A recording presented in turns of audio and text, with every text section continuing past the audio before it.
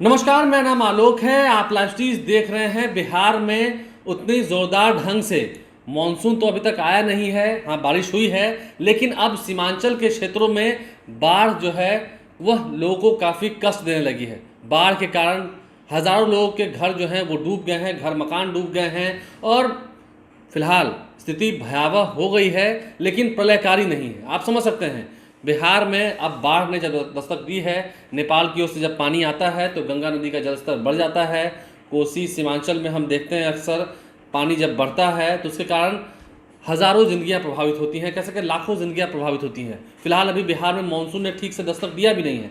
Monsoon की बारिश हुई है, लेकिन उतनी फीसदी नहीं हुई है जितनी फीसदी होनी चाहिए। अब ऐसे में तस्वीर देखिए, कैसे कांग्रेस विधायक दल के नेता हैं शकील अहमद खां, कटिहार के कदवा से जीत के आते हैं और अपने क्षेत्र में विभिन्न जगहों पर नाव से घूम रहे हैं। नाव से घूमने पर मजबूर हैं। हालांकि पहले ये गाड़ी से भी घूमते थे, ये चाहते तो गाड़ी से भी घूमते, लेकिन उन जगहों पर पानी आ चुका है और पानी के कारण लोगों की काफ़ी समस्याएं उत्पन्न हुई हैं। लोग अब घर छोड़ने को मजबूर हैं। ऐसे में शकील अहमद खां नाव से घूम रहे हैं, जगह जगह पर गाँव में जा रहे हैं। जो कुछ लोग उस तरफ फंस गए हैं, नदी के उस तरफ फंस गए हैं, गांव का संपर्क सीधा टूट गया है शहर से, उन लोगों के पास जाकर क्या तकलीफ़ हो रही है, क्योंकि फ़िलहाल वहाँ पर नाव चलाना होगा।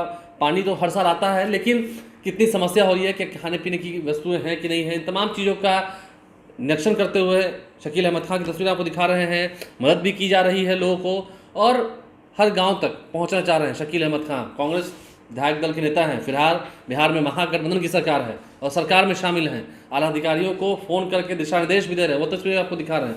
अब ऐसे में शकील अहमद खान ने क्या कहा है, नाव से घूम तो रहे हैं, नाव से घर घर तक जा रहे हैं, लोगों से हालचाल ले रहे हैं, लेकिन क्या कह रहे हैं ज़रा सुनिए।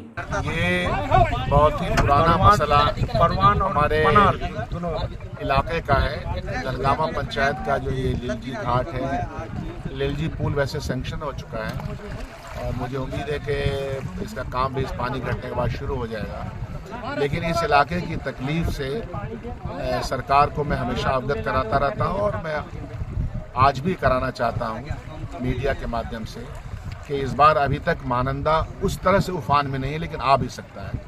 सारी तैयारियां प्रशासन की तरफ से तो हैं। कल भी इस सिलसिले में एक बृहद बैठक कटिहार जिला में हुई थी और हमारे प्रभारी मंत्री भी आए थे, तमाम डिपार्टमेंट के अधिकारी भी थे।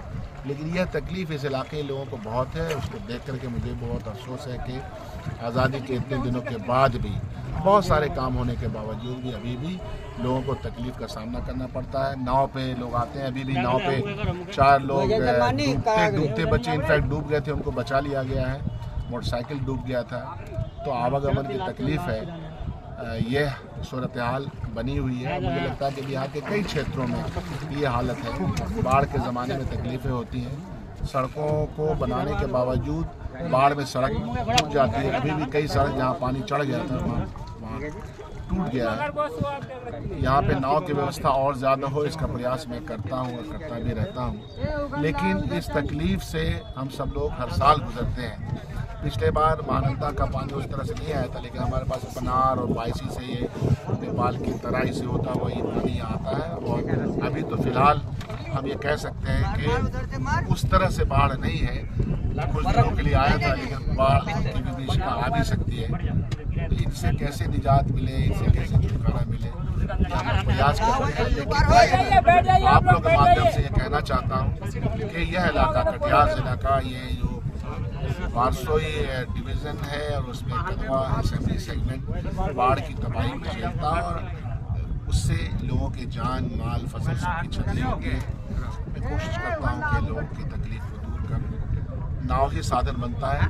जब आरसीसी का ऊंचा पुल बन जाएगा तो हमको लगता है कि तकलीफ थोड़ी कम हो जाएगी। बाढ़ का कोई परमानेंट सोल्यूशन अभी है नहीं।